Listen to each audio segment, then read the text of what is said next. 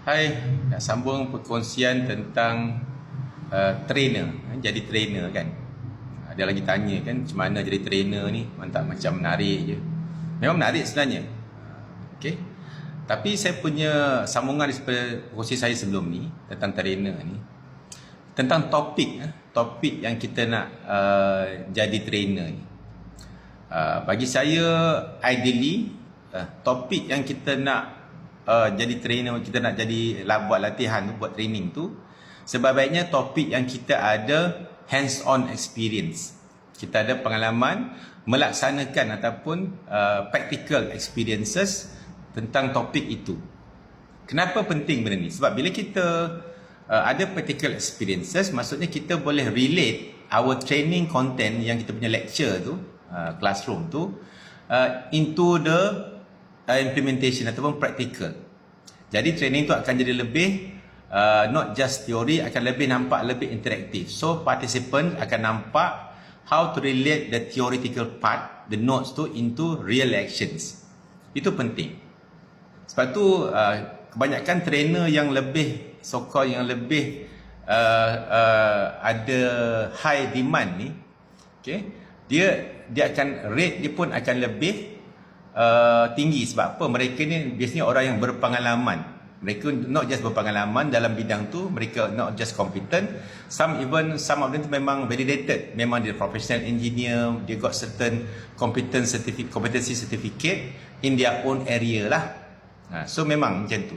So penting, ideally topik tu topik yang kita ada pengalaman. Sebab tu saya cadangkan, memang saya menggalakkan pun kawan-kawan saya yang dah pengalaman 20 tahun kan, 25 tahun, 15 tahun ke atas kan, kalau mereka ni jenis boleh bercakap, memang boleh bercakap, saya galakkan mereka cuba training service.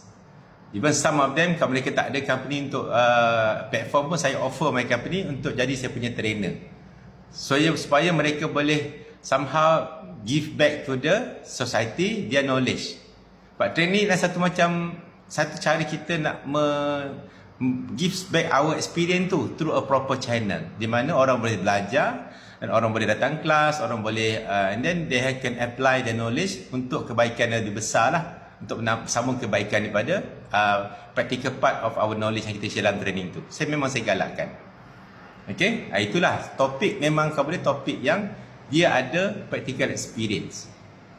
Okay, yang kedua pula, kalau boleh, okay, masa training ni kan, training satu lagi, topik tu kita selalu share kita punya real life example tu.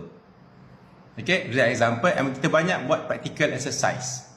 Okay, kita banyak macam buat calculation and all that lah. Baru kelas tu akan jadi lebih interaktif.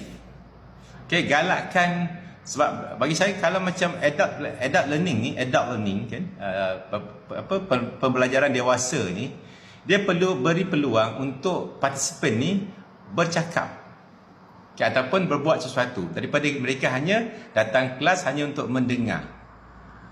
Kita kena somehow encourage ataupun create the scenario where they can interact with us through exercises ataupun through discussion. We have to create that so-called engagement between the trainer and the participant. Sebab tu cara bila kita banyak buat praktikal dalam training, betul akan jadi lebih mudah lah. Okay, itu tips untuk jadi training lah. Okay, so itulah. So kalau nak mulakan training, jadi dia kena ada few steps lah, sebab kita perlu dapatkan all the credential lah. Okay, credential dan sebagainya. Saya pernah cakap dalam video sebelum ni. Kemudian kita mula jual training tu.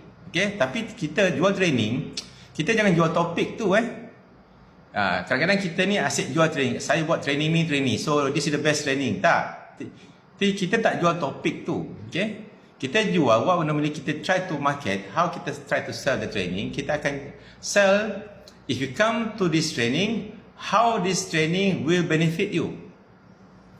Okay? Why you should come for this training. Maksudnya kita highlight the value of the training. Contohnya macam saya buat lah. Okay. I did not invite them come to our energy management system training. Tak.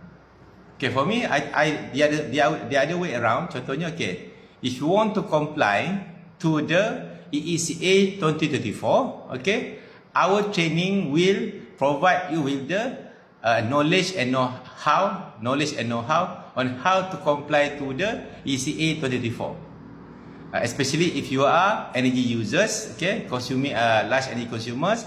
If you are energy manager, you will be appointed as the RAM at your organization. This training will help you to help your company to comply. Maksudnya, if you come for the training, that this how the training will help you. It's not about the topic. That's how. So kita tak jual topik tu. Kita jual how the training tu akan benefit them either instantly after the training ataupun in the long term ataupun in mid term. Okay, itulah sebenarnya tips perkongsian tentang trainer. Trainer, how to kalau nak jadi trainer lah.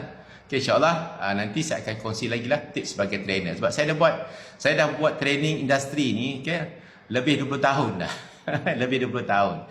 Intensively, secara intensif, okay, sejak 2012, okay, secara intensif. Tapi sebelum tu on and off lah, okay. So insyaAllah saya boleh kongsi lagi more tips untuk training. Sebab training dari segi revenue, dia punya pendapatan tu insyaAllah, okay. Kalau kita memang subject matter expert, kita ada area yang memang betul di demand tinggi kat luar, memang kita akan dapat very good return jugalah. Kalau kita dapat good organisation macam saya sekarang ni training ni, saya ada seorang full time staff jaga dia uruskan semua. Okay, saya hanya datang, saya hanya kena pastikan saya punya training material notes tu updated, okay, and then saya akan datang, deliver training and balik. That's all. Everything arranged by my training manager lah. So mudah saja. Income je insyaAllah very very kata alhamdulillah lah, okay. Saya dah mention dalam video sebelum ni lah, quite attractive jugalah, tapi syaratnya kita sudah ada experience and credential lah insyaAllah. Okay, jumpa lagi untuk tips sebagai trainer.